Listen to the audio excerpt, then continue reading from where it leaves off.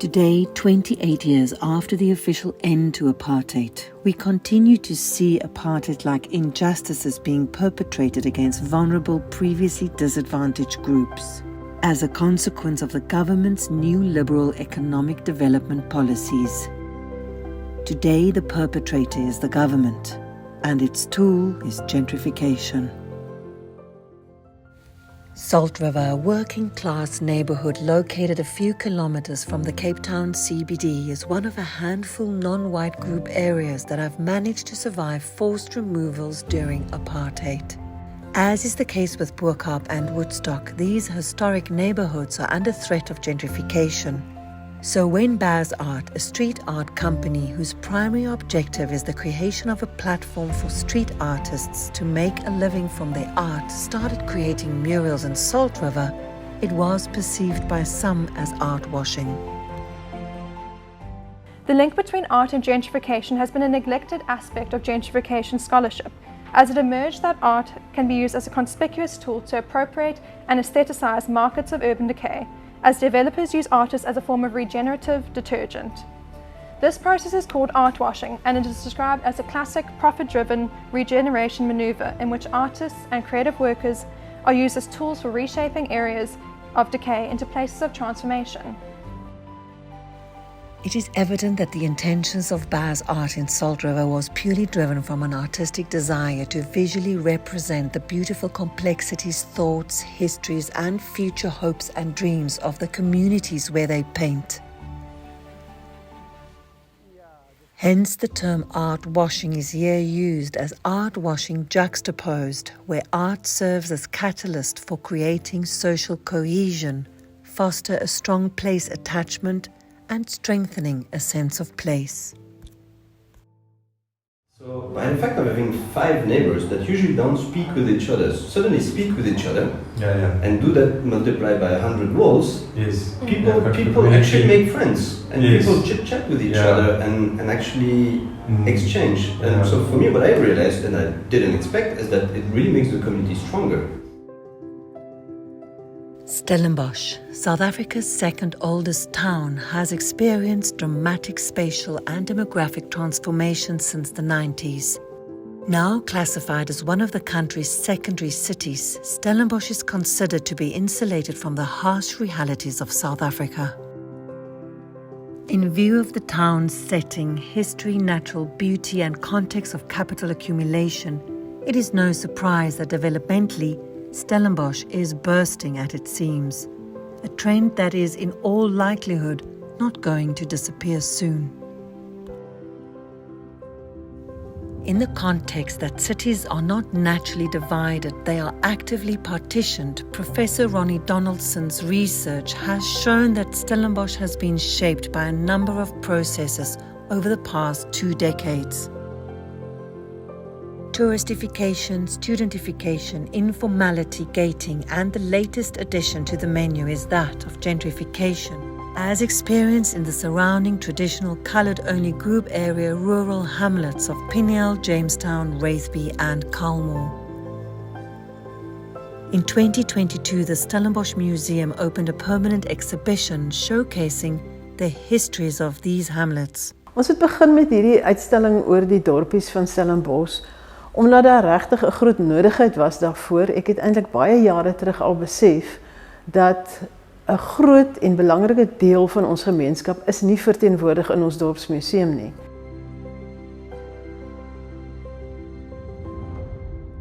It is our contention that if the process of gentrification is not going to be managed through bylaws or policy very soon, the hamlets may have found their final resting place in the museum already.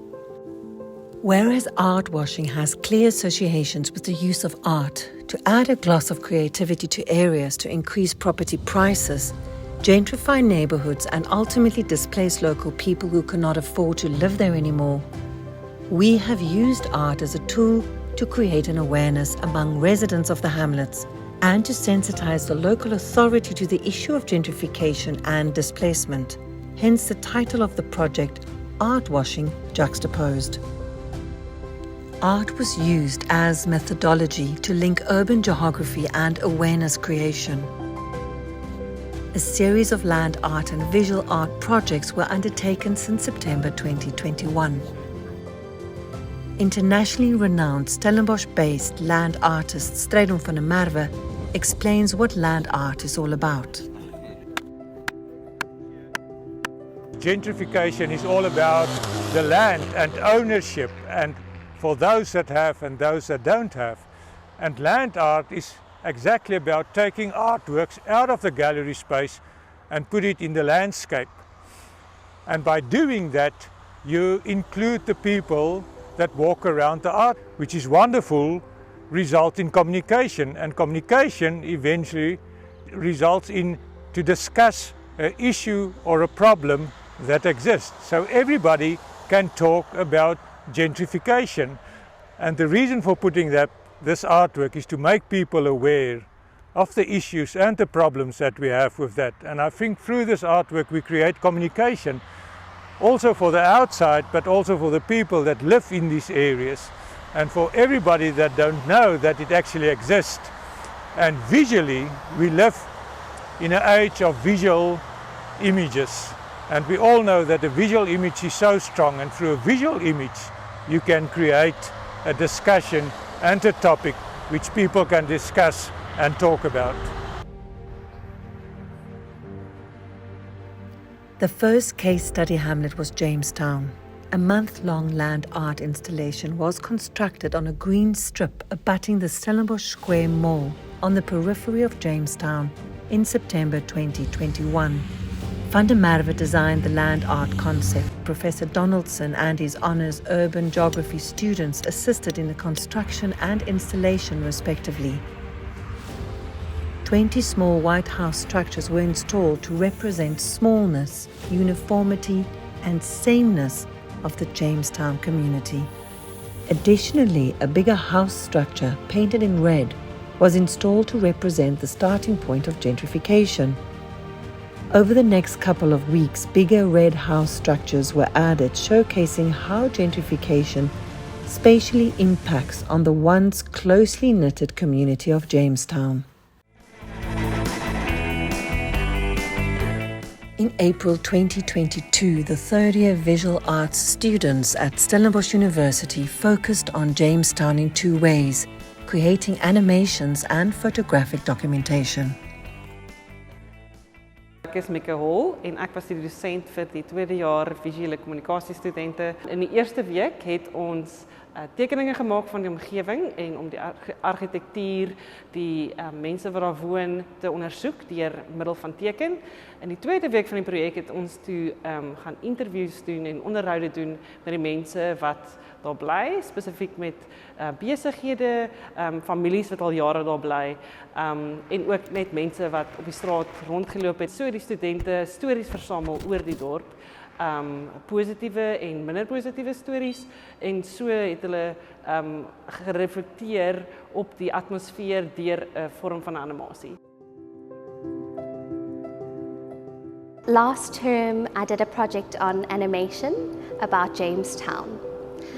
In the project, we had to look at Jamestown as a whole, but also the past of Jamestown and how over the years, gentrification has affected Jamestown in different ways. And one thing that really stood out for me was the older Jamestonians who sort of reminisced about the old Jamestown and the Jamestown with strawberry fields and swimming in the river and all those sorts of things. So I wanted to capture that, but also the instability of the recent years with lots of inkomers coming in and forcing them to move out of their house.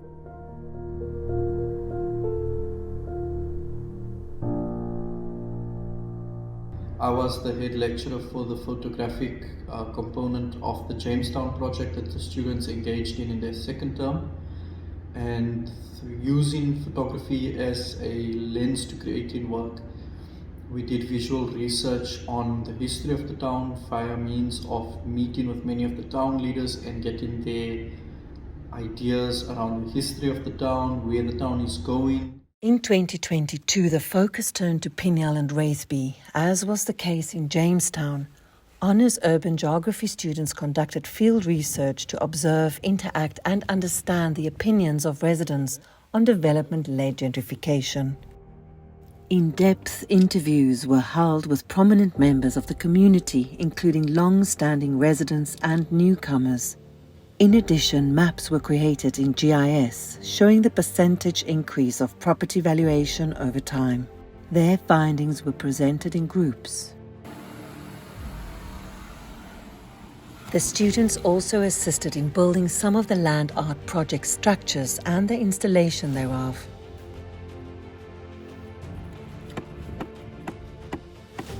In Pienaar, the artist's conception of the land art installation was literally to flag the concern that should the municipality not manage the process of gentrification through policy, the end result could be a radically transformed Pienaar within the next 10 years. Flags are used as it is symbolically meant to mark an item for attention, in this case, gentrification.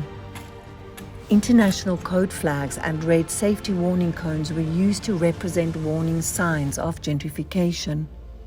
Each of the 4 different code flags' meaning portray a resistance.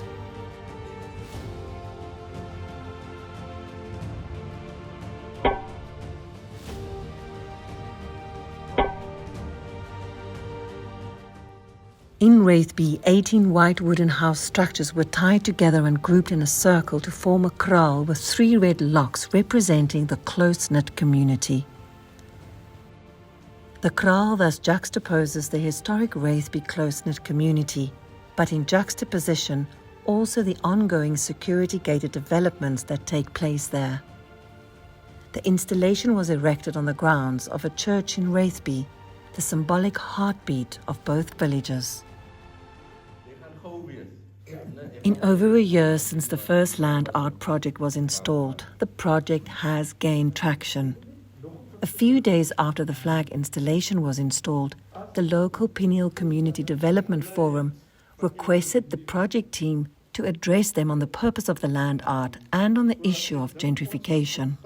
On a rainy night in midwinter during a meeting that mostly took place in the dark due to load shedding, concerned residents shared their views with some members of the project team in a packed local community hall. At the meeting, the idea of a protest was proposed. Subsequently, the Community Development Forum arranged a silent protest on the historic church grounds on Youth Day, June 16th. In what can be considered a curated protest, posters were designed by the land artist and hung in gallery style. A memorandum of concerns about gentrification was handed to the local councillor as well as Professor Tuli Madonsela. Similar memorandums were emailed to the mayor's office by representative groups from Jamestown and Wraithby. Upon request from the Wraithby Ratepayers Association, the project leader also addressed the community in Wraithby. It was clear that what was needed is a unified voice to approach the municipality.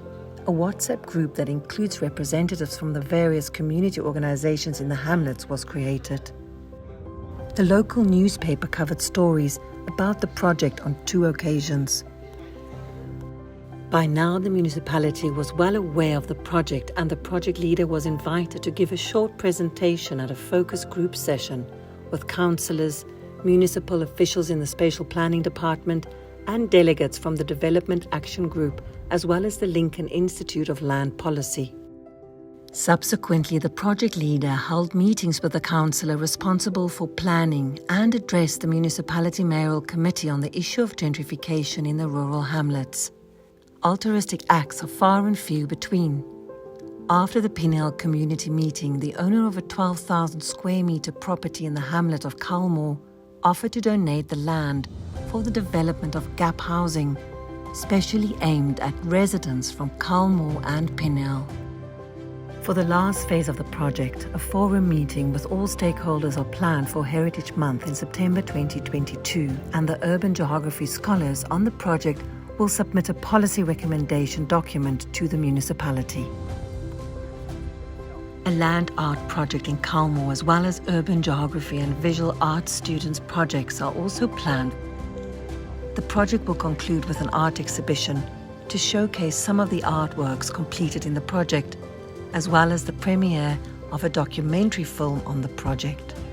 In this project thus far, we have come to understand that the old saying, geography matters, can perhaps be rephrased to, geography and art matter more.